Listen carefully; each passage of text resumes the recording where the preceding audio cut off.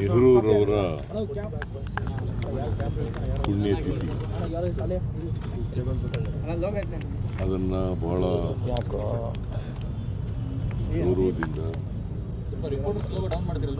ಅಭಿಮಾನದಿಂದ ನೆರವೇರಿಸ್ತಾ ಇದ್ದೀವಿ.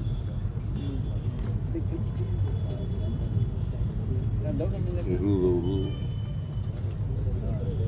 ಸ್ವತಂತ್ರ ಭಾರತದ ಮೊದಲನೇ ಪ್ರಧಾನಿ. 1947 ಆಗಸ್ಟ್ 15ನೇ ತಾರೀಕು. ಇವತ್ತು ಆಧುನಿಕ ಭಾರತ ಆಗಿದ್ದರೆ ಅದರ ನಿರ್ಮಾತೃ ನೆಹರೂರವರು ಈ ದೇಶದ ಬಡತನವನ್ನು ಹೋಗಲಾಡಿಸ್ತಕ್ಕಂಥ ಪ್ರಾಮಾಣಿಕ ಪ್ರಯತ್ನ, ಉದ್ಯೋಗ ಸೃಷ್ಟಿ ಮಾಡ್ತಕ್ಕಂಥ ಕೆಲಸಗಳು, ಜೊತೆಗೆ ಅವರು ಮಿಕ್ಸ್ಡ್ ಎಕಾನಮಿ ಮಾಡಲಿಕ್ಕೆ ಈ ದೇಶದಲ್ಲಿ ಮಾಡಿದ್ರು.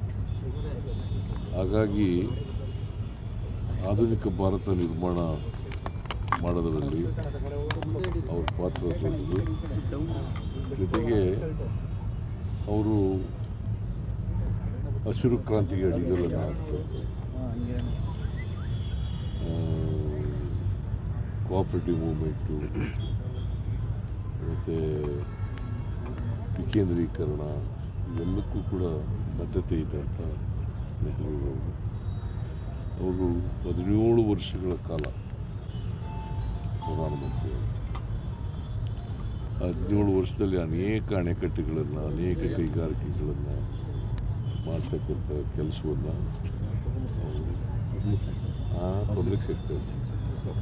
ಪಬ್ಲಿಕ್ ಸೆಕ್ಟರ್ನಲ್ಲಿ ಅನೇಕ ಕೈಗಾರಿಕೆಗಳನ್ನು ಮಾಡಿದ್ರು, ಅನೇಕ ಅಣೆಕಟ್ಟುಗಳನ್ನು ಕಟ್ಟಿದ್ರು.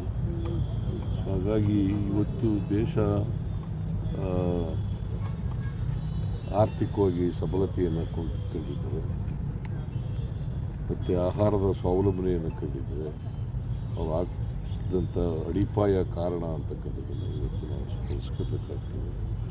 ಸೊ ಅವನ್ನ ಗೌರವದಿಂದ ನೆನೀತಕ್ಕಂಥ ಕೆಲಸವನ್ನು ಪ್ರತಿಯೊಬ್ಬ ಭಾರತೀಯರು ಕೂಡ ಮಾಡಬೇಕು ಅಂತೇಳಿ ನಾನು ಇಚ್ಛೆ ಪಡ್ತೇನೆ.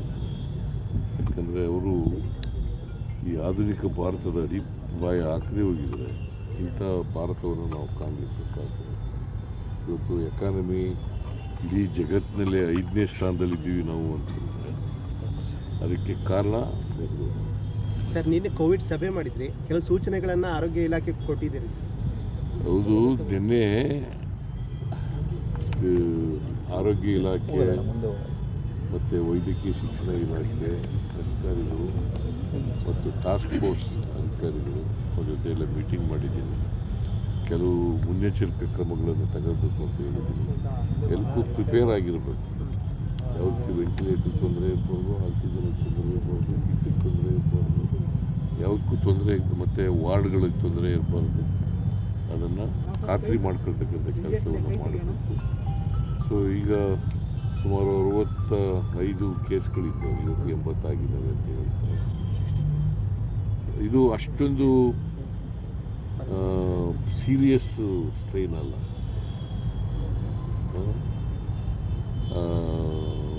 ಬಟ್ ಆದರೂ ಮುನ್ನೆಚ್ಚರಿಕೆಯಿಂದ ಇರಬೇಕಾಗ್ತದೆ. ಮತ್ತು ಮಕ್ಕಳಿಗೆ ಇನ್ನೊಂದು ಹೇಳಿದ್ದೀವಿ, ಯಾರಿಗೆ ನೆಗಡಿ ಬರ್ತದೆ, ಕೆಮ್ಮು ಬರ್ತದೆ, ಜ್ವರ ಬರ್ತದೆ, ಅವ್ರು ಯಾರು ಶಾಲೆಗೆ ಕಳಿಸ್ಬೇಡಿ ಅಂತ. ಮತ್ತು ವಯಸ್ಸಾದವರು ಇದ್ದಾರಲ್ಲ, ಮಲ್ಟಿ ಆರ್ಗನ್ ಫೇಲರ್ ಆಗಿರೋರು, ವಯಸ್ಸಾಗಿರೋರು, ಬೇರೆ ಬೇರೆ ಕಾಯಿಲೆಗಳು ತುತ್ತಾಗಿರ್ತಕ್ಕಂಥವ್ರು, ಅವರು ಮಾಸ್ಕನ್ನು ಧರಿಸ್ತಕ್ಕಂಥದ್ದು ಅತ್ಯಂತ ಅಗತ್ಯ.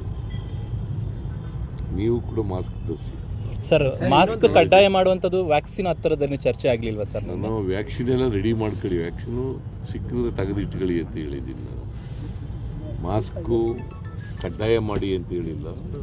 ಯಾರಿಗೆ ವಯಸ್ಸಾಗಿರೋರಿದ್ದಾರೆ, ಯಾರು ಕಾಯಿಲೆಗಳಿಂದ ನರಳ್ತಾ ಇದ್ದಾರೆ, ಯಾರು ಕಿಡ್ನಿ ಡಿಸೀಸ್ಗಳು ನರಳ್ತಾ ಇದ್ದಾರೆ, ಹಾರ್ಟ್ ಡಿಸೀಸ್ಗಳಿದ್ದಾವೆ ಅಂಥವರೆಲ್ಲ ಹಾಕಳಿ ಎತ್ತಿ ಸರ್ ವಿದೇಶ ಪ್ರಯಾಣ ಮಾಡಿದವರು ಅವರು ಸ್ವಲ್ಪ ನಿಗಾ ಇಡಬೇಕು ಅಂತ.